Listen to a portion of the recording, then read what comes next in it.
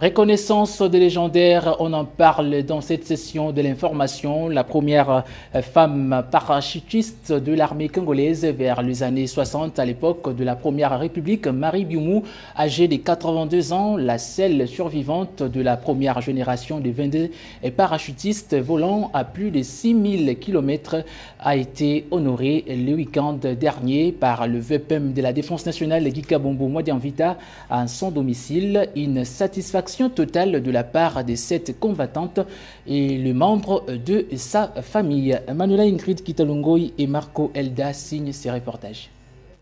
Le vice-premier ministre, ministre de la Défense nationale et des anciens combattants, Guy Kabombo Modianvita, a répondu favorablement à travers ses gestes à l'appel des reconnaissances lancé par cette orthogénaire auprès du chef de l'État Félix-Antoine Tshisekedi Tshilombo, première femme parachutiste de l'armée congolaise vers les années 60, à l'époque de la Première République, en la personne de Marie Biumou, âgée de 82 ans. Après ses loyaux services rendus à la nation congolaise, au péril de sa vie, ébloui de joie et d'émotion de recevoir pour la première fois une visite d'un membre du gouvernement dans son domicile de fortune, Marie Biumou